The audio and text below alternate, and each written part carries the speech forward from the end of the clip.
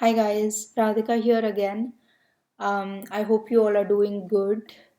So today I wanted to make a video on a complex post-traumatic stress disorder, some of the symptoms that I feel, and my solutions for it. So anyone who has been near a narcissistic clan and who has been a scapegoat, probably that's why you are watching these videos, you will know that if you have been through this, you will have some symptoms of post traumatic stress disorder or complex post traumatic stress disorder. And these might come and go. So it's not like you will always be feeling them. But when they do come, they are pretty strong, especially for me. I am like completely taken over by bad feelings, negativity, and more than bad feelings, a lot of hurt. That's what I feel. I just feel a lot of hurt. I feel like my heart is sort of like bleeding out. I have that kind of a feeling. So, so actually, today was a really bad day for me since morning. And so I thought I'm going through this, so let me note down the things that I'm feeling and let me note down what I do to feel better. So I keep going through these. So as you know, healing isn't something that can happen in a day or in a month. Sometimes it takes like lifetimes for us to heal. So but yeah, our effort is to heal and our effort is to be the best person that we can be. And that's probably what the narcissists saw, right? When we met them, we were at the best that we were, at least for me, I was. And slowly they tore away at the good part, and they left just like a part that's insecure, that needs a lot of loving, that needs a lot of care. But yeah, so that's what they do. They chip away at your good parts. But all you need to do is you need to find the good inside you again. And I know it's it's easy to say, and trust me, I have been through a lot. But yeah, so basically, what I wanted to tell you was a little bit about my story.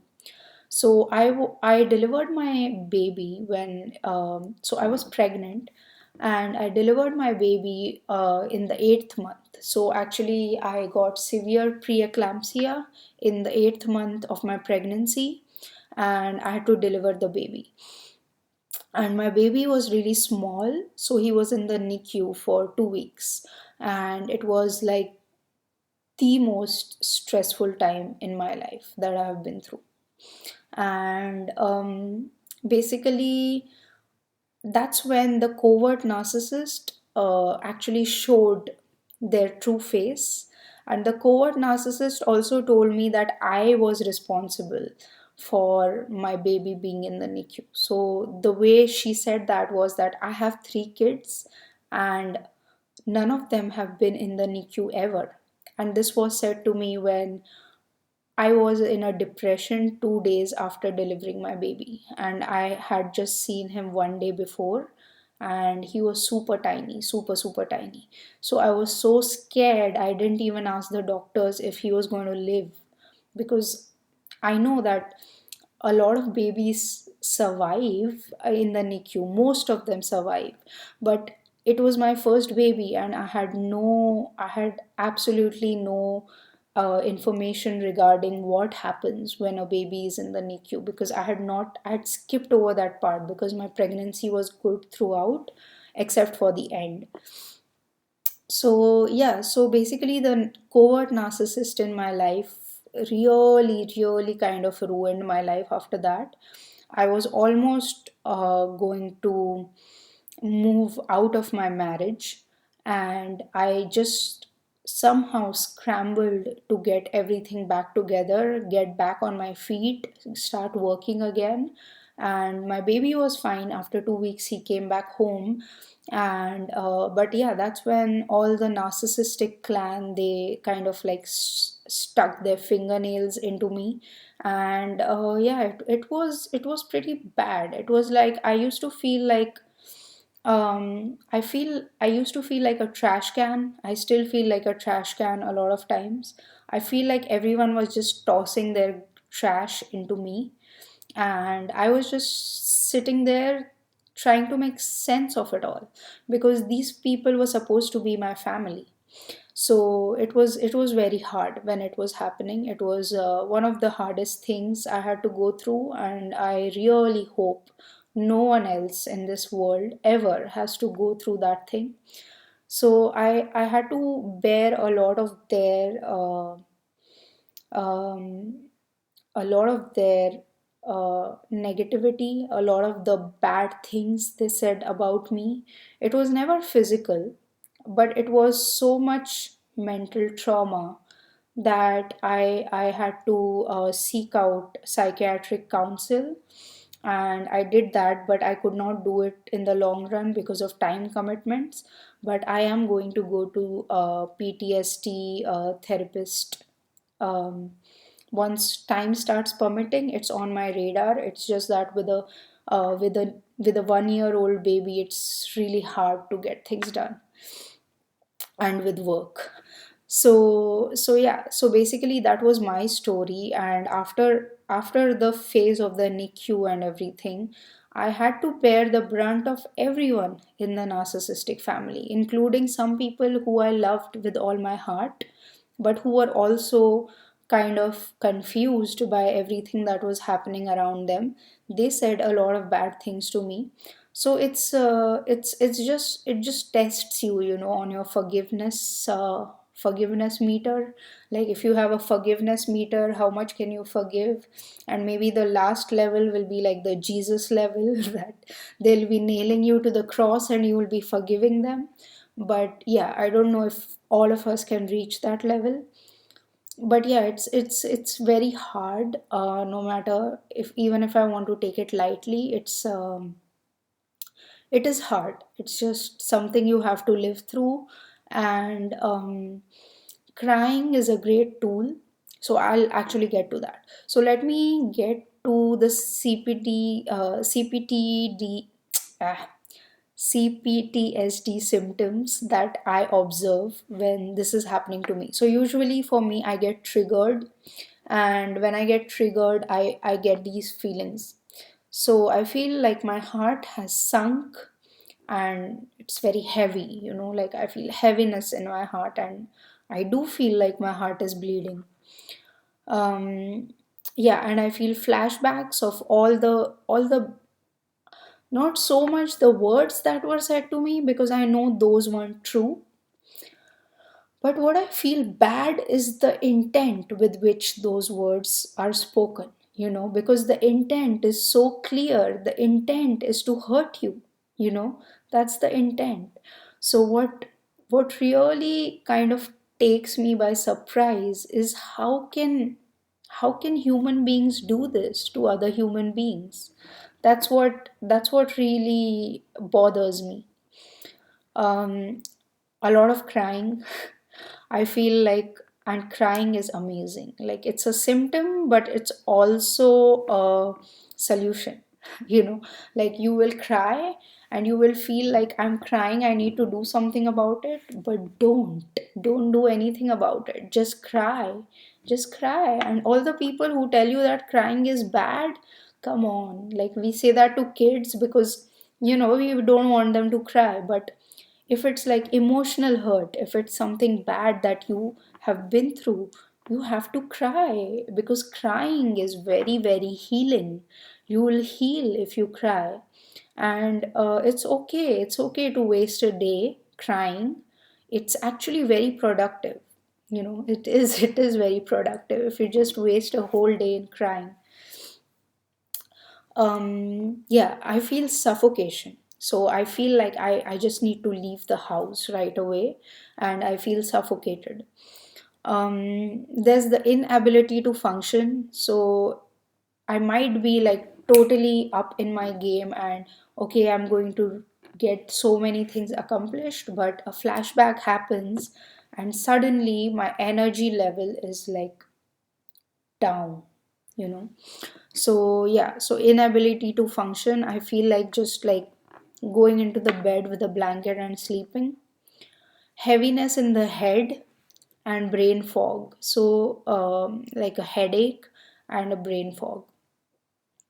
So long time effects, these are very crucial. So you have to check yourself if you have a lot of these.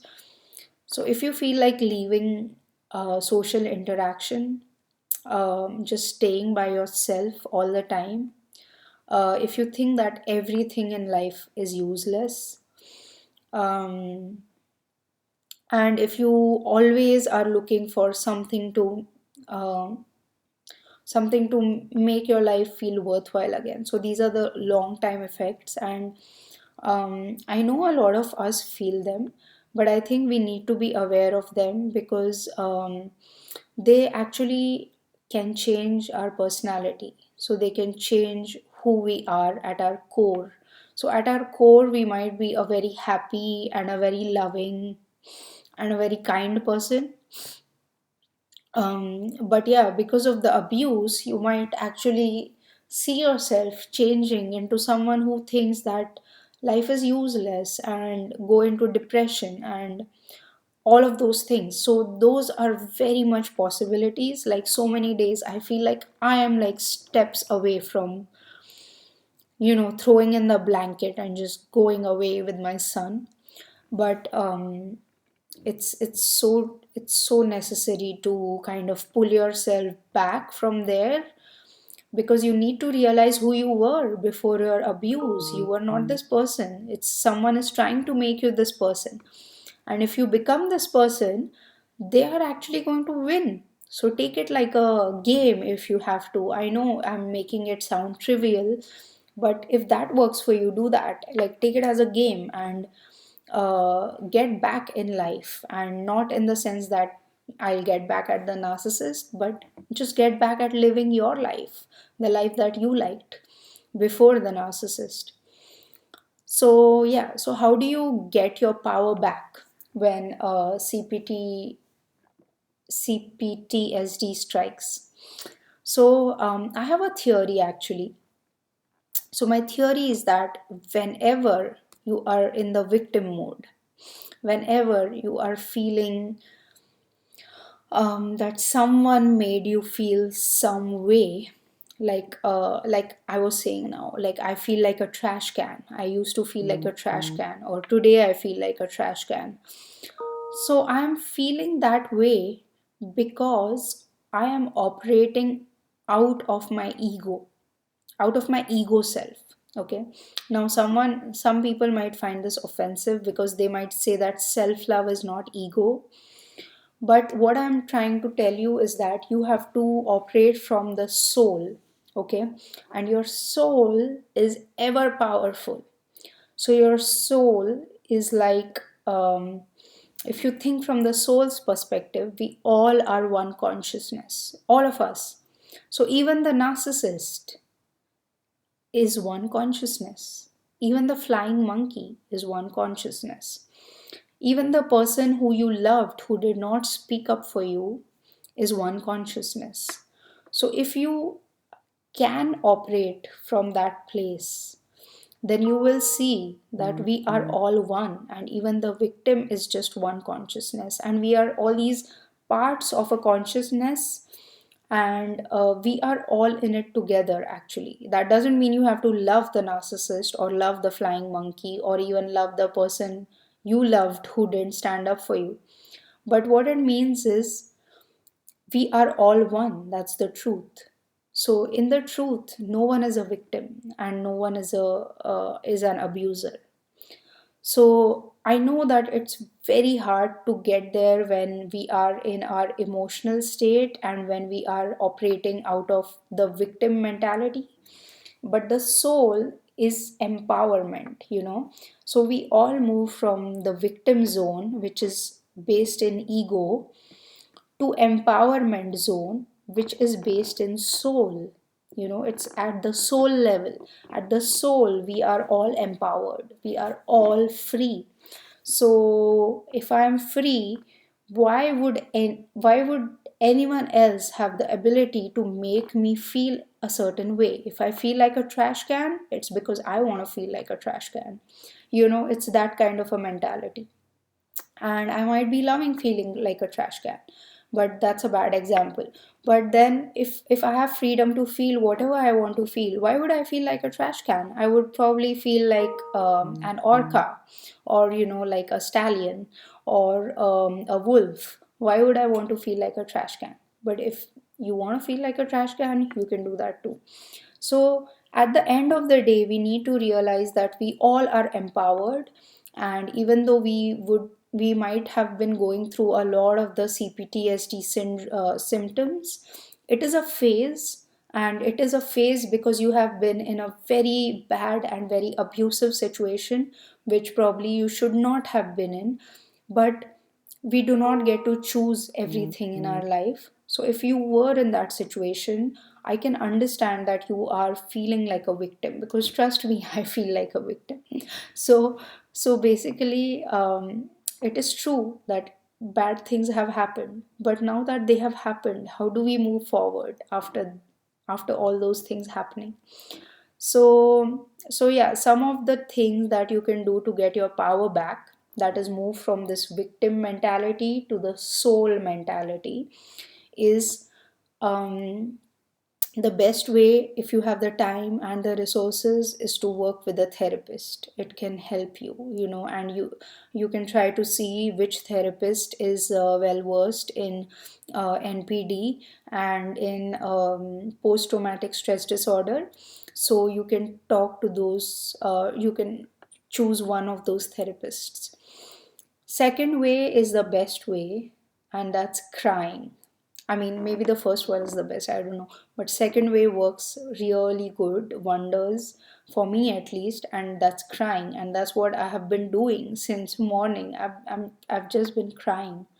And when you cry, you think a lot of thoughts, a lot of thoughts come to you, a lot of feelings come to you, a lot of flashbacks come to you, not just from maybe a particular, this particular thing that triggered it, but you might also have a lot of flashbacks of other things that happened in your life, that your subconscious hid from you, but which are linked in the subconscious to this event.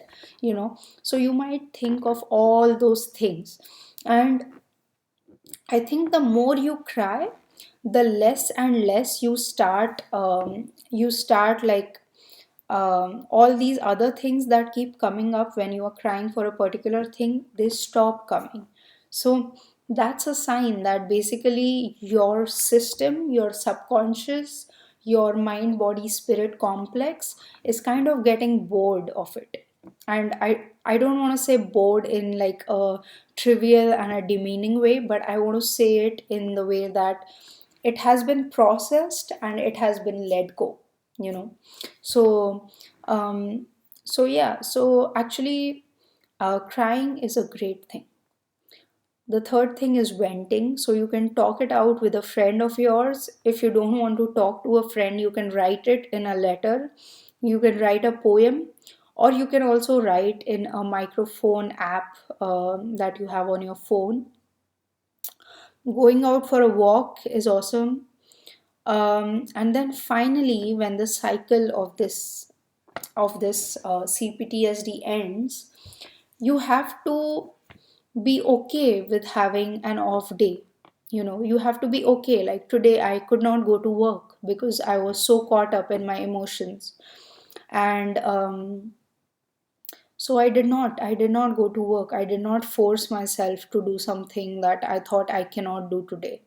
I gave myself a break. So give yourself a break, just give yourself a break. Give yourself some love. If no one else in your life is showing you love, that's a big sign that you need to show yourself some love. Only when you show yourself some love are other people going to show you love. If you don't show yourself love, everyone feels like You don't need love, so no one's gonna give you love. So yeah, that was my video on CPTSD, and I wish you all a lot of love and a lot of light. Thank you. Bye.